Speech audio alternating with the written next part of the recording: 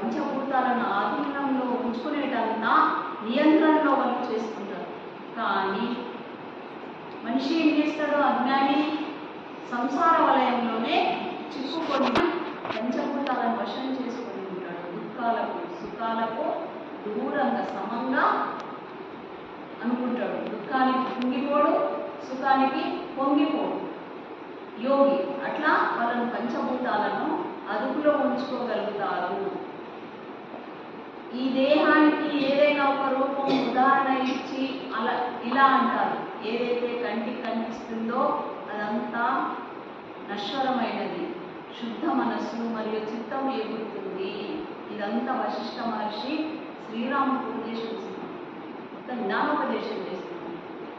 ఒక ప్రశ్న అడిగిన దానికే మొత్తం ఆయన జ్ఞానోపదేశం చేస్తున్నాడు.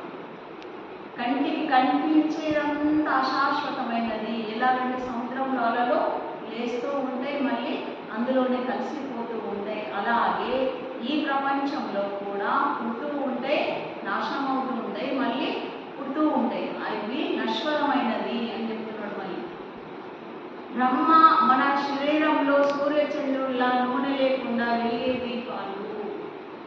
నూనె లేదు, బత్తి లేదు, ముళ్ళు మరి ఎలా వెళ్తుంది ఆత్మ? మళ్ళీ చెప్తున్నాడు.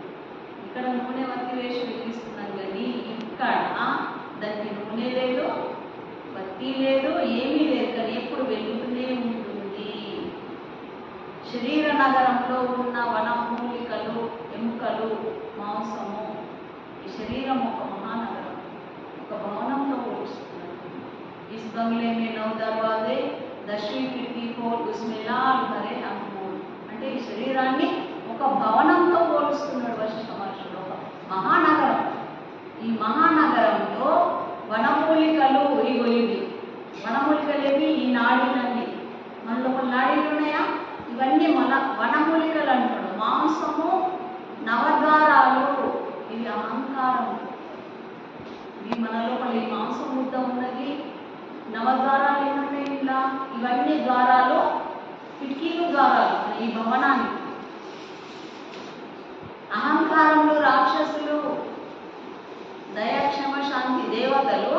అహంకారం ఏది? అవేంటి? రాక్షసులు అని చెప్తారు.